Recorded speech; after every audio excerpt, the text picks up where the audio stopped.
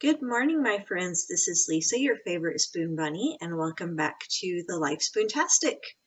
After 2 or 3 weekends of reorganizing, reshuffling, and rearranging some rather heavy pieces of furniture, my husband and Vanessa and I have succeeded in creating a rather nifty little home office where my husband's new PC can live. So he's enjoying that. He's enjoying his new area where he can enjoy playing with his flight simulators and his World of Warships and all that good stuff. And my laptop and my webcam now have a more permanent home. So hopefully I won't have to troubleshoot my webcam anymore. Seems to be working quite beautifully now. And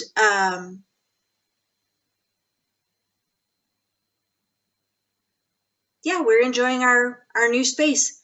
And my husband is a genius. He's a sweetheart. He really truly does think of every detail. In fact, when he sets out on projects like this, he starts out by taking measurements of every single little thing. He took a whole mess of measurements of all the different pieces of furniture and sort of created this little plan in his head. And he really truly did think of everything, making sure that all of my needs were met, as well as his own for his new PC. And so he even, made sure that I had my cute little red love seat, so that if I needed a softer, more comfortable place to sit, I could do that and still be able to film videos. But then he also moved my red couch into my crafting room so that, again, if I needed a softer, more comfortable place to sit, I could do that. He calls them my places to nest. So if I need to go nest somewhere, I can be more comfortable and not have to worry about, well, where am I going to sit? I now have a couch or a love seat in every single living area of the house except my bedroom. But of course, in my bedroom, I have my very wonderful, very comfortable sleep number bed. So he's done a phenomenal job of making sure that every single need I could possibly have has been addressed and taken care of way beyond my expectations. In addition to being able to, have his place to play his games and do things that he enjoys. But one of my other commenters has asked me whether I prefer a pain management specialist or a neurologist in terms of treating my CRPS RSD. And so that is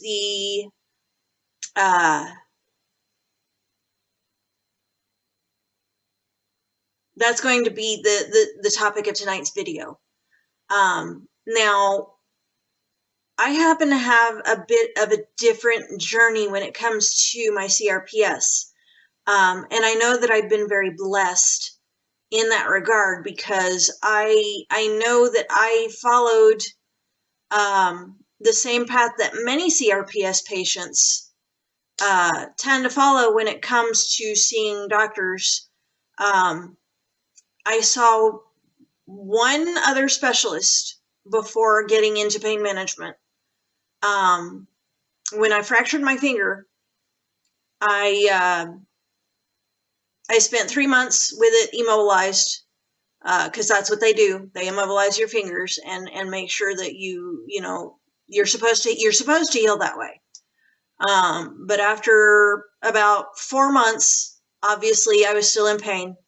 And so I went to see an orthopedist, and of course, the orthopedist, after doing x-rays and MRIs of my hand and whatnot, couldn't find anything physically wrong. Of course, there's no reason why you should still be in pain. And I hate those words. I despise them with all of my heart. And so the orthopedist immediately assumed, well, you must have a compressed ulnar nerve. Let's cut. Yay. So ultimately, I ended up having a surgery that ultimately ended up being unnecessary. And it was a surgery to perform what's called a cubital tunnel release. And what they did was they opened up my elbow and they widened the channel. They carved out some bone in my elbow, and they widened the channel that my ulnar nerve sits in. Now, if you don't know what your ulnar nerve is, if you've ever hit your so-called funny bone, you know exactly what your ulnar nerve is. And so they widened that channel that my ulnar nerve rests in, and ultimately it ended up being an unnecessary surgery. And it directly contributed to my CRPS just shooting straight up my left arm and into my neck, and of course being mirrored in my right arm. Now, with regard to my feet and my legs, that was caused by further injuries. I've jammed, sprained, or otherwise broken 8 of my toes in the intervening years since my initial triggering injury for CRPS. I've sprained my entire right foot by falling on it. And so my CRPS has spread to my feet, and both feet and legs by as a result of further injuries to my feet. And so that's how my CRPS has spread to both feet and legs in that manner. But going back to, having seen the orthopedist, having had an unnecessary surgery, after, that was 4 months after my initial injury. Then by the time I reached, 5, 6, 7, 8-ish months, 8 or 9 months after my initial injury, as I've shared before, I was keeping my husband awake by that point during our sleep cycles. He works an overnight shift, so we sleep during the day. And so I was keeping him awake during our sleep cycles, just thrashing around, just not being able to deal with the pain in my left arm. He just kind of said, you know what, you're officially, if you're finished, we're going to pain management. And so having gone to pain management was only doctor number 2. And I know that's pretty atypical for most CRPS patients. It's a known and proven fact amongst CRPS patients that most of us actually see at least 3 or 4 doctors before receiving our diagnosis. And it's a matter of fact that not only do we see at least 3 or 4 doctors, we can even see as many as 6 or 7 before receiving our diagnosis.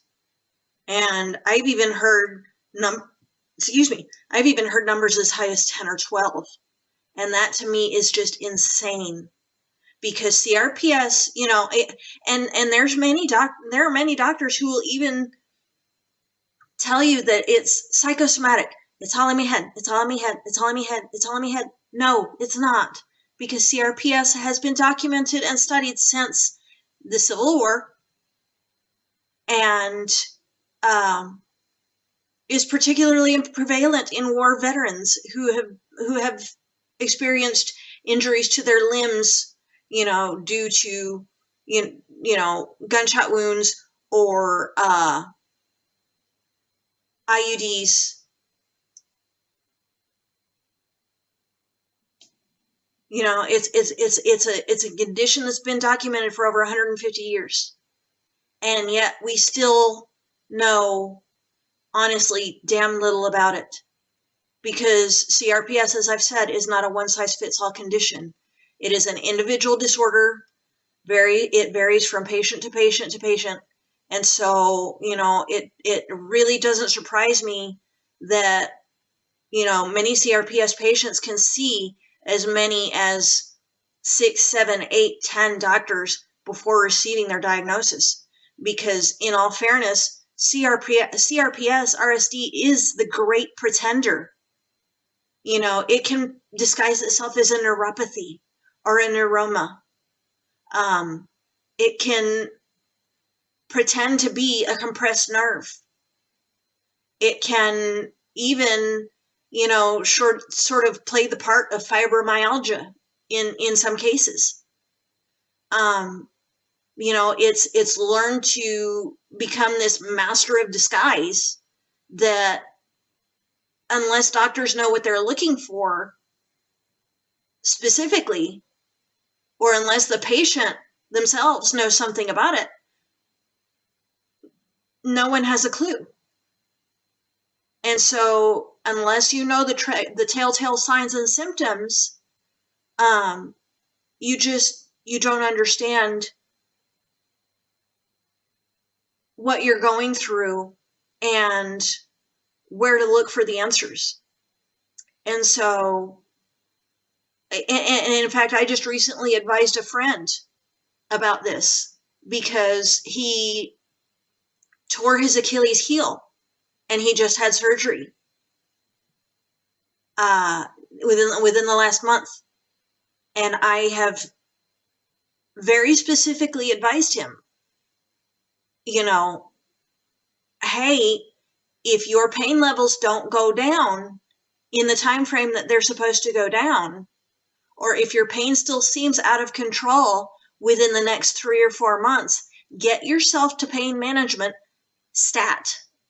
I don't care what your orthopedist says or what your surgeon says. Do not pass go. Do not collect $200. Do not do anything but go to pain management immediately.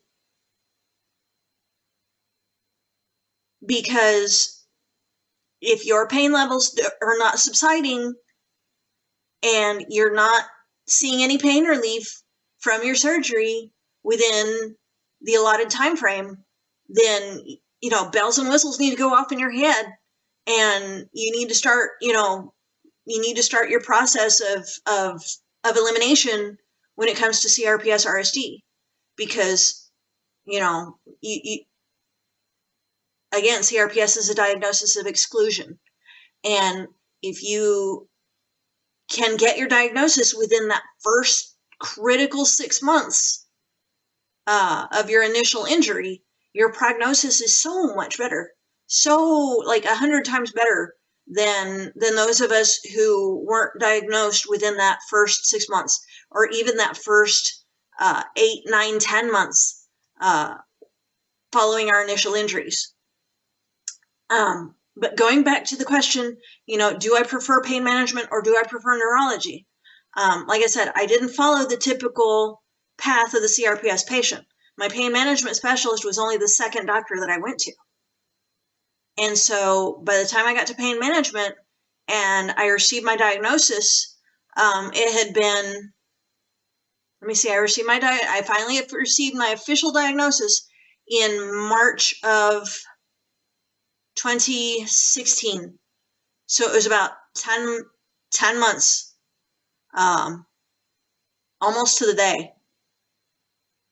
It was just shy of a year of my initial injury. And once I had that diagnosis, then my pain management doctor became the man, because as I've shared, my pain management doctor just so happens to be, and I was very blessed in this, he just so happens to be one of the best in the state of Texas when it comes to CRPS RSD. He's one of the leading doctors, one of the leading researchers in CRPS RSD. to the point that he and his dad have even invented a new compound that goes into my ketamine intranasal spray that helps delay the absorption rate into the bloodstream. And so it helps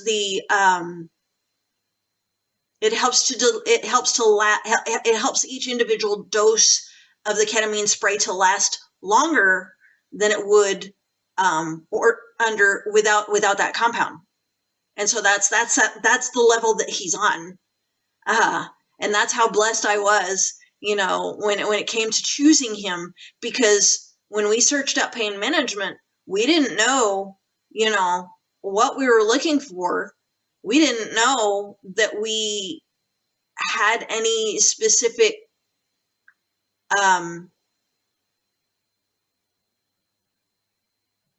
disorder or disease or any, we didn't know what we were looking for. We didn't know anything at all about CRPS RSD. We were completely blindsided by all of this. And so we just happened to, open up Google Maps and typed in pain management specialist, and his name and my doctor's name came up, and we sort of picked his name out of the hat, did a self-referral, because our insurance allows us to do that. And, lo and behold, he happens to be one of the best in the state for CRPS RSD. And again, we went to see him, and all I did was tell him what I had been going through, what my symptoms were, what I had been feeling, and just in general, what my state of mind was and how I had been feeling. And he did his MRIs, he did his nerve conduction studies, he did his lab work, he did his physical examinations, and after about a month or two, he said, "You have textbook CRPS RSD." And he handed me this little brochure, and, I started doing my research and, looking through rsdsa's website and getting researched up. And I was just like, oh my God, he's right. I have textbook CRPS RSD. And so my pain management specialist became the man. He heads up my entire medical team. Even my primary care physician takes the co-pilot seat to my pain management specialist, because my pain management specialist knows everything there is to know about my primary disorder, CRPS. He knows how it affects all my systems. He knows what it's doing to my body. And so he's in the pilot seat. He heads up my medical team. And so pain management specialist is in the pilot seat. Primary care physician is in the co-pilot seat, and all of my other specialists are like the kids in the back seat, including the neurologist, including the gastroenterologist, and the OBGYN. And that's the entirety of my medical team. It is pain management, PCP, gastro, neuro, and OBGYN. And that is the way I have deliberately constructed my medical team. Because my pain management specialist is who he is, and he is he is the authority, because he knows exactly what's going on with this CRPS gig. Now he does refer me to the neurologist specifically for my spinal issues, and keeping an eye on those, because when and if the time comes that I do in fact need back or neck surgery, and the time may come, because I do have severe spinal and neck issues, then, you know, my pain management specialist is not able himself to perform those surgeries. And so the neurologist is there to keep track of those spinal issues and those neck issues, and to, you know, to perform the surgeries when and if they become necessary. Obviously, I'm avoiding them at all costs, unless they become absolutely critical to my quality of life.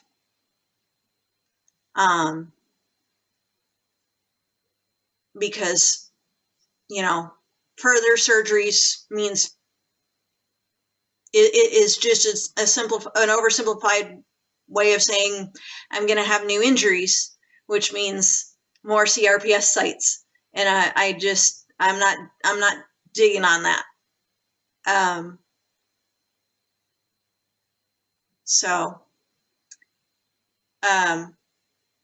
I would go into a little bit more detail as far as, you know, what my spinal issues are. But I'm not sure if you want to know that yet or not. So, if that's a question you have, I'm certainly okay with answering it.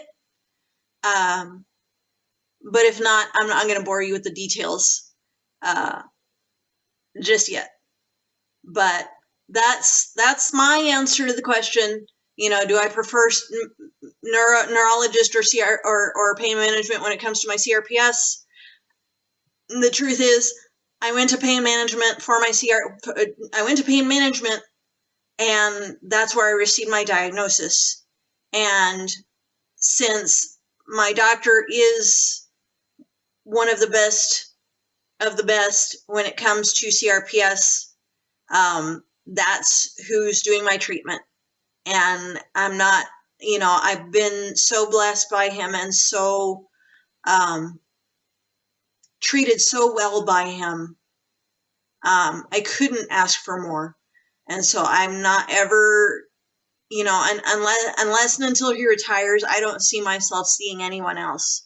And God help me when that day comes. I just hope that he has somebody, you know, that he trusts, that knows something about the disorder that can